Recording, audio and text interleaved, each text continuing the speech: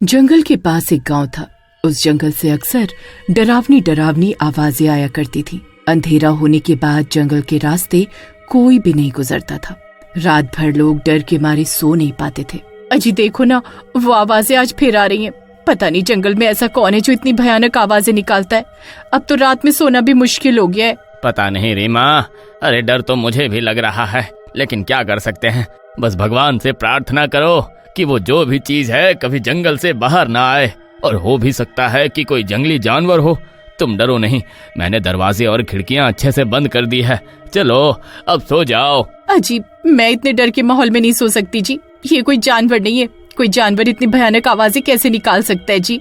आप मानो या ना मानो, ये जरूर कोई बुरी आत्मा ही है। अरे रीमा, अभी सो जाओ, मैं सुबह होते ही इसके बारे में सरपंच से बात करूंगा।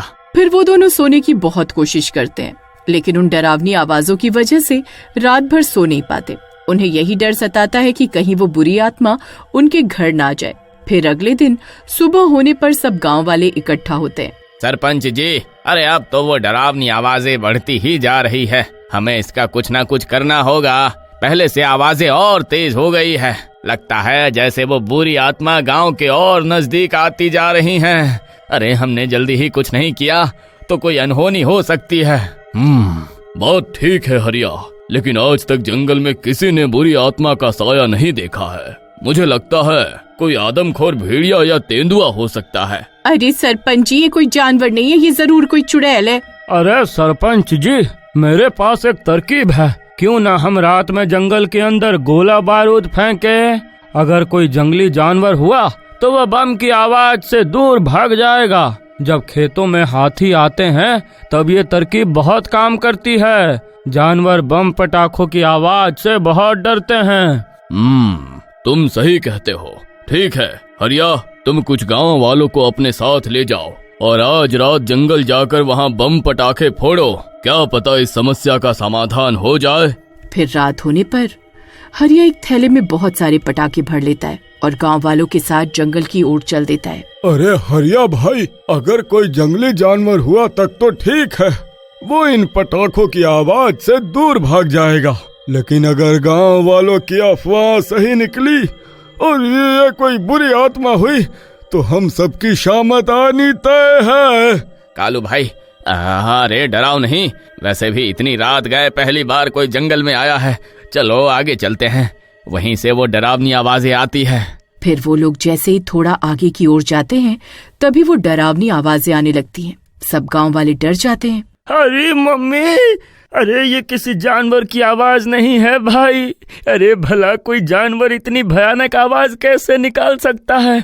अरे मेरी मानो तो उल्टे पैर वापस लौट चलो, नहीं तो हम में से कोई नहीं बचेगा।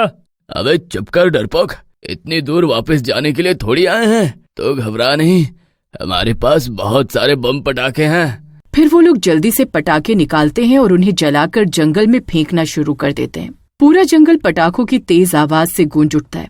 वो लोग बहुत देर तक जंगल में इधर उधर बम पटाखे फोड़ते रहते हैं। अब आया ना मजा।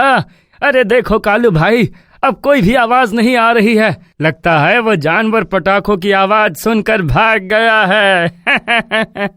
फिर जैसे ही पटाखों की आवाज बंद होती है तभी किसी औरत के चीखने की आवाज आती है। वो तेज तेज गुर्राने लगती है। बहुत डरावनी डरावनी आवाजें आने लगती हैं। अरे मर गए। अरे ये स्कीम तो फेल हो गई भाई। अरे ये आवाजें तो अभी भी आ रही हैं। अरे ये जरूर कोई चुड़ैल ही है। अरे जानवर इतने पटाखों की आवाज सुनकर भाग जाते हैं। अरे यार डरो नहीं, हरिया ध्यान से सुनो। ये आवाजें उस बरगद के पेड़ से आ रही हैं। उस पेड़ पर पटाखे फेंकते हैं, चलो जल्दी करो।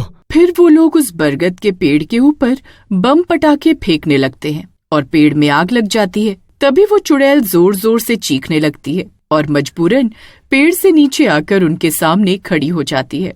अरे अरे मर गए रे। अरे भाई तुम सही कहते थे। अरे यहाँ तो सच में चुड़ैल है। अरे अब क्या होगा भाई।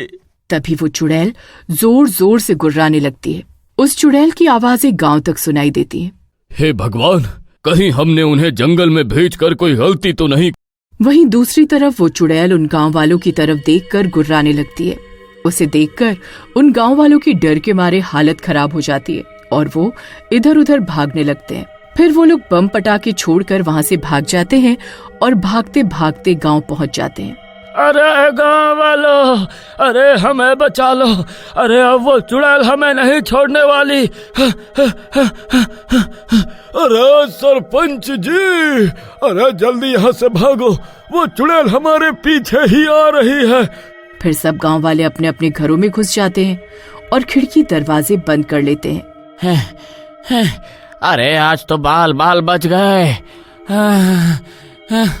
क्या हुआ जी, आप इतने घबराए हुए क्यों हैं? जंगल में क्या हुआ? क्या सच में कोई चुड़ैल है? अरे तुम्हारा डर सही था रीमा।